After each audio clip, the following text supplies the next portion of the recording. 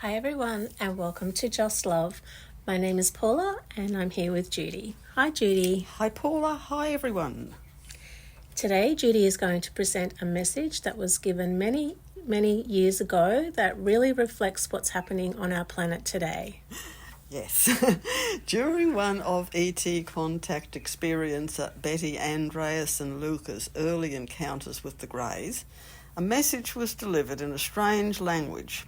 This was recalled under hypnosis carried out by Raymond Fowler, the author of several books on Betty's experiences, including The Andreasson Affair and The Watchers.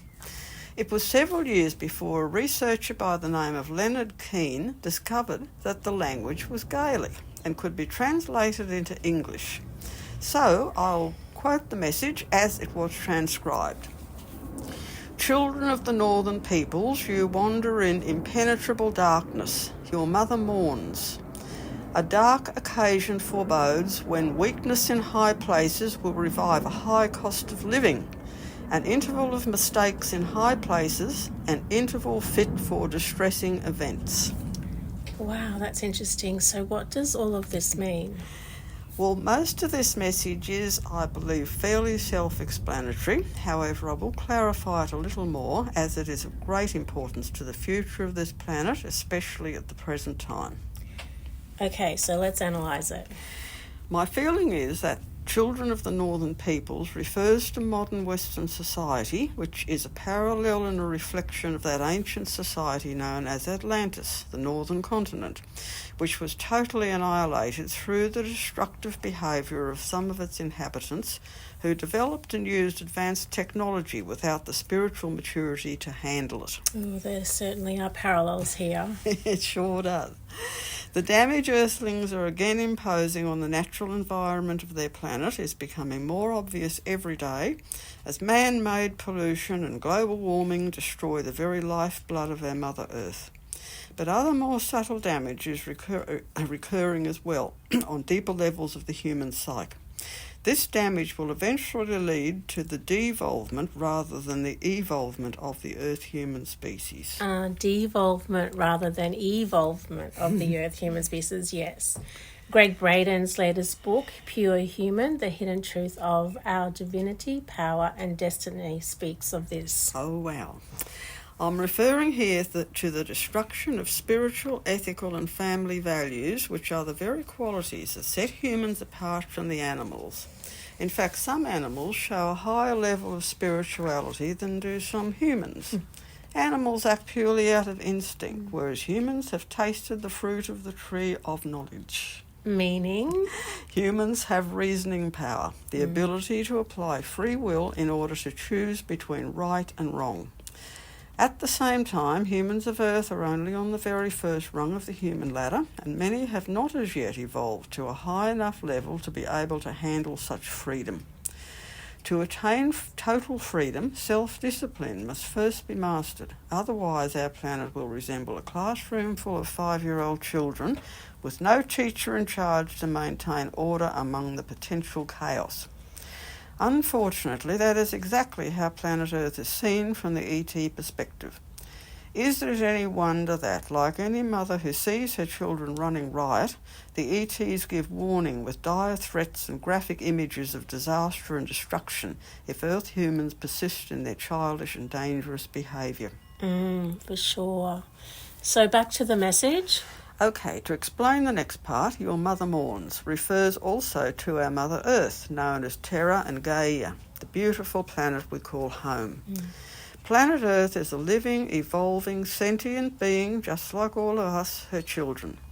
Of course she feels great sadness to see her human children groping in the darkness of intolerance and fear simply because of such trivialities as differences of race, colour, creed or language. What a heartfelt way of putting it, Your Mother Mourns. Yes, it's just beautiful and so very true. If we cannot accept and get along with members of our own Earth humankind, then how will we ever learn to accept others who look so very different, but are nevertheless still part of our universal family? The racial and religious intolerance which humans display is actually a carryover from the animal kingdom, in which the protection and marking out of territory by various means is such an all-important part of existence. Any outsider entering the marked area who is not part of the herd or flock is treated with great mistrust and attacked accordingly. Yes, but we are not animals. Exactly. And surely as human beings it's time for us to move away from such limiting and fearful behaviour and to come to understand that the colour of a person's skin, the language they speak or the religion they choose to follow is so very unimportant. All that really counts in the end is a depth of love and compassion in the heart. Definitely. So moving on with the message. The weakness in high places refers to the many immature and unevolved souls who hold positions of power and control upon planet Earth at this time, whose whole agenda is to incite divisiveness, intolerance and fear rather than unity, understanding and brotherly love. This is of great concern to the off-planet caretakers, for it is this spiritual ignorance and greed in high places, that is, in the governments of Earth, which has caused the downfall of the human race in ages past, and will certainly bring about many distressing events in the future of our world. Growth, economy, health and the evolution of humankind will be affected on a planetary level. This future, so accurately predicted many years ago by the Greys, is now upon us. It certainly is playing out right now, isn't it? It sure is, Paula. And as we keep saying, we create our reality through the way we think and act. Quantum physics is now proving this a solid scientific fact. With the events happening on Earth right now, we are being presented with two choices, love and fear. This is most definitely our choice, our personal choice. Yes. Free will choice we need to make. And in the making of this all-important choice, we need to ask ourselves these questions. What sort of future do I want to create, individually and also on a planetary level? Do I want a peaceful, loving future or a future filled with conflict and discord? What sort of world do I want for myself and my children? We are facing a massive energy shift right now, so how do we want it to play out? Yes, and I'm sure the majority of humanity wants peace on Earth, but that does come with responsibilities. It sure does. Please be aware that all our actions count during this transition. How we treat our family, how we treat our fellow humans, how we treat our Mother Earth. Our daily actions as a human being right now are setting the pattern for our future. So please take the time to just pause and consider your free will choice, love or fear, positive behaviour or negative behaviour. My firm belief is that the vast majority of Earth humans are good, decent people who just want the best for everyone around them. We will get through this and our planet, our Mother Earth, will be a better world for it. Oh, it's so beautiful. Thanks, Judy. That's just such a beautiful message. Thank you to the ETs who sent it through. And for Betty Luca being such a good channel for them to work through. If people would like to read more about the ETs and their messages to the world, my books are available from Amazon and can be accessed through links on my website listed below.